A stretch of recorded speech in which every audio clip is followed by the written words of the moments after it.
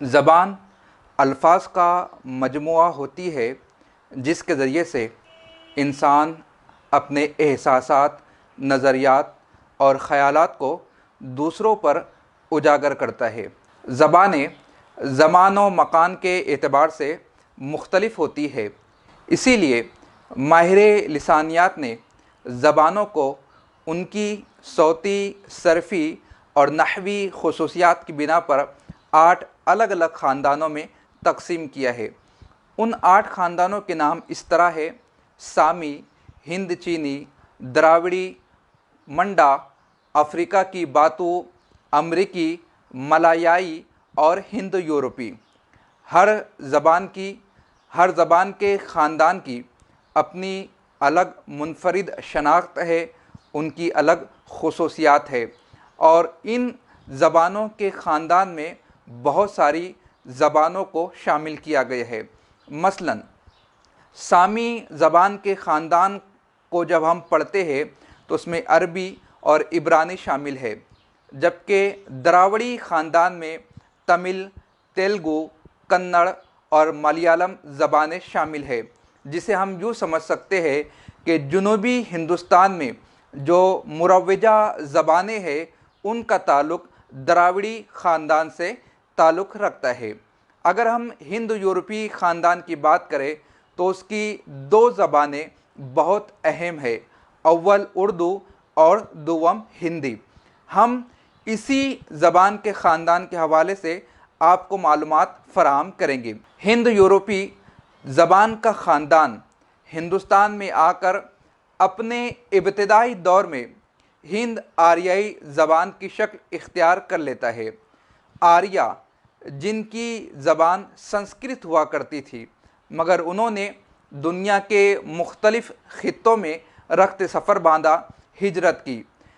इसी तरह आर्या हिंदुस्तान भी आए। हिंदुस्तान में आर्याओं की आमद के हवाले से प्रोफेसर मसूद हुसैन ख़ान साहब लिखते हैं कि हमें एक पीरियड मुख्तस करना होगा, एक पीरियड बांधना होगा तारीख़ी हक़ाइक़ और क़राइन की रोशनी में, ताकि ज़बानों के ख़ानदानों की तरह इस ख़ानदान से जितनी ज़बानों का वजूद अमल में आया है, तारीख़ी एतबार से उनकी तहक़ीक़ की जा सके और नित नए इंकशाफ़ात का इजहार किया जा सके। इसलिए प्रोफेसर मसूद हुसैन ख़ान साहब ने हिंदुस्तान में आर्याओं की आमद का जो पीरियड बांधा है वो 1500 क़ब्ल मसीह है। मुहक्किकीन, माहिर लिसानियात ये तस्लीम करते हैं कि हिंदुस्तान में आर्याओं की आमद 1500 क़ब्ल मसीह में हुई है। जैसा कि हमने इब्तिदाई गुफ्तगू में कहा कि आर्याओं ने पूरी दुनिया में रख्त सफ़र बांधा था, हिजरत की थी।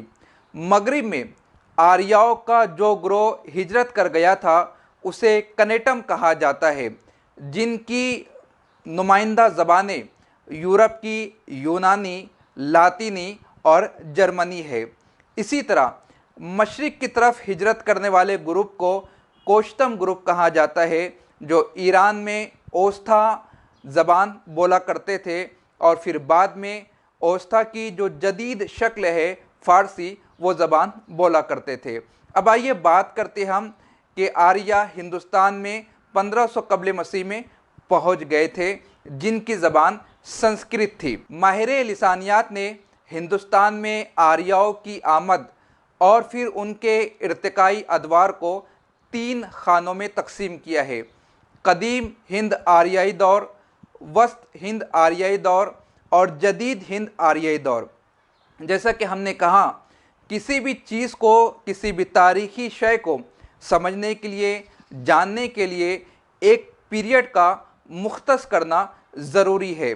जिस तरह आर्याओं की आमद 1500 क़ब्ल मसीह में तस्लीम शुदा है, उसी तरह इन 3 अदवार को मुख्तलिफ मियाद में बांध दिया गया है। कदीम हिंद आर्याई दौर ये 1500 क़ब्ल मसीह से शुरू होता है और 500 क़ब्ल मसीह तक कायम रहता है, जबकि माहिर लिसानियात ने वस्ती हिंद आर्याई दौर को 500 क़ब्ल मसीह से 1000 सन ईस्वी तक तस्लीम किया है।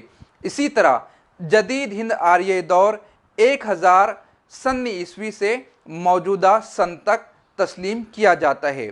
मोटा मोटा हम ये समझ सकते हैं कि कदीम हिंद आर्य दौर यानी 1500 कब्ल मसीह से 500 कब्ल मसीह का ज़माना, यानी तकरीबन 1000 साल का पीरियड कदीम हिंद आर्य दौर तस्लीम किया जाता है। जबकि 500 कब्ल मसीह से 1000 सन ईस्वी तक का जो ज़माना है, यानी कि 1500 साल का जो अरसा है, उसे वस्ती हिंद आर्य दौर तस्लीम किया जाता है। और जदीद हिंद आर्य दौर में यानी 1000 सन ईस्वी से ताहाल यानी 2021 तक, यानी तकरीबन 1021 साल का ये पीरियड मुख्तस किया गया है। अब आइए कदीम हिंद आर्य दौर में लिखी जाने वाली किताबों के हवाले से और अदबी कारहाए नुमाया जो अंजाम दिए गए थे उनके हवाले से हम मालूमात हासिल करते हैं। कदीम हिंद आर्य दौर में तमाम वैद को तहरीर किया गया, यानी ऋग्वेद, यजुर्वेद, अथर्ववेद, सामवेद, ये सब की सब किताबें कदीम हिंद आर्य दौर में तहरीर की गई। इसी तरह पाणिनि की अशिष्ट अध्याय भी इसी दौर में लिखी गई। पातंजलि की महाभाष्य भी इसी दौर की मरहून मिन्नत है। महाभारत का पीरियड भी कदीम हिंद आर्य दौर है। उसके बाद क्या हुआ, रफ्ता रफ्ता यहाँ पर संस्कृत ज़बान को उबूर हासिल हुआ, उसने तरक्की की मनाजिल तय की, तरवीज व इशात के बहुत बड़े कारहाए नुमाया अंजाम दिए। रफ्ता रफ्ता संस्कृत ज़बान को सरकारी ज़बान का दर्जा हासिल हो गया, और जब भी कोई ज़बान सरकारी दर्जा या सरकारी एतबार हासिल कर लेती है तो वो आवाम की पहुँच से दूर हो जाती है। बिल्कुल यही संस्कृत के साथ भी हुआ। शुद्धि के चक्कर में फंसकर संस्कृत अवामी बोलचाल की ज़बान से दूर होती चली गई। इसीलिए संस्कृत दो किस्म की पाई जाती है, म्यारी संस्कृत और निम्न म्यारी संस्कृत। पंजाब में जो संस्कृत बोली जाती थी वो म्यारी संस्कृत थी, जबकि अम्बाला से इलाहाबाद तक जो संस्कृत ज़बान बोली जाती थी वो निम्न म्यारी संस्कृत थी। शुद्धि के चक्कर में संस्कृत ज़बान आवाम से दूर होती चली गई और सरकारी दफ्तरों तक महदूद हो गई। इसीलिए संस्कृत को दो खानों में तकसीम किया जाता है, वैदिक संस्कृत और दूसरे क्लासिकल संस्कृत। तो 1000 साल पर मुश्तमिल जो मोटी मोटी निसाब के हवाले से ख़ास बातें थी, हमने आपके सामने वो पेश कर दी। अब आइए जानते हैं वस्त हिंद आर्य दौर यानी कि 500 कब्ल मसीह से 1000 सन ईस्वी तक के ज़माने के अहम खद्दोखाल, ये पीरियड 1500 साल पर मुहीत है।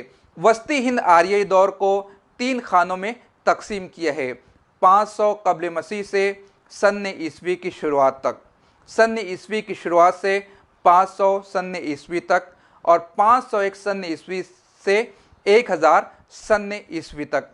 पहले दौर में प्राकृत ज़बानों का वजूद अमल में आया। जैसा कि हमने कदीम हिंद आर्य दौर में आपसे कहा था कि संस्कृत दफ्तरों की ज़बान बन गई थी और रफ्ता रफ्ता आवाम से दूर हो गई थी, और जब कोई म्यारी ज़बान आवाम से दूर हो जाती है तो एक प्राकृत ज़बान का वजूद अमल में आता है। प्राकृत नेचर, फितरी बोली को प्राकृत कहा जाता है। तो एक प्राकृत ज़बान का वजूद अमल में आया जिसे पाली कहा जाता है। पाली पहली प्राकृत ज़बान है जो वस्त हिंद आर्य दौर के पहले खाने से ताल्लुक़ रखती है, पहले दौर से ताल्लुक़ रखती है। जैन मत और बुद्ध मत की तालीमात पाली ज़बान ही में मैसर आती है। गौतम बुद्ध ने अपने मज़हब की तरवीज व इशात पाली ज़बान ही में की थी। अशोक के जो कुतबात थे वो पाली ज़बान ही में मिलते हैं, इसीलिए पाली को पहली प्राकृत ज़बान कहा जाता है। वस्ती हिंद आर्य दौर का दूसरा दौर यानी कि सन ईस्वी के आगाज़ से लेकर 500 सन ईस्वी तक, ये अदबी प्राकृत ज़बानों का दौर था। इस दौर में बहुत सारी प्राकृत ज़बानों को अदब का दर्जा हासिल हुआ। और वो अदबी प्राकृत ज़बानें कहलाई, जैसे महाराष्ट्री, शोरसीनी, मगधी, अरद मगधी और पिशाजी। उसके बाद वस्त हिंद आर्यई दौर का जो तीसरा दौर था, यानी 501 सन्न ईस्वी से 1000 सन्न ईस्वी तक, यहाँ पर अपभ्रंश का वजूद हुआ। अपभ्रंश यानी बिगड़ी हुई ज़बान, बिगड़ी हुई बोली। जब प्राकृत ज़बानों ने भी अदबी दर्जा हासिल कर लिया और वो भी रफ्ता रफ्ता आवाम की दस्तरस से बाहर होती चली गई, तो फिर बिगड़ी हुई बोलियों का ज़माना आया जिसे अपभ्रंश कहा जाता है। शोरसीनी अपभ्रंश ये काफ़ी मशहूर अपभ्रंश है, जिसमें खड़ी बोली ही से उर्दू और हिंदी का वजूद अमल में आया है। इसी तरह उसमें राजस्थानी, पंजाबी और गुजराती है। उसके बाद तीसरा दौर आता है जदीद हिंद आर्यई दौर, जो कि 1000 सन्न ईस्वी से ताहाल यानी 1021 तक का ज़माना है। इसके बाद वाले लेक्चर में मुख्तलिफ प्राकृत ज़बानें, अपभ्रंश, खड़ी बोली और उर्दू के इब्तिदाई नज़रियात के हवाले से हम आपके सामने मालूमात पेश करेंगे। उस मालूमात को हासिल करने के लिए हमारे चैनल को सब्सक्राइब करें, वीडियो को लाइक करें, कमेंट करें। मिलते हैं अगले सेशन में। खुदा हाफिज़।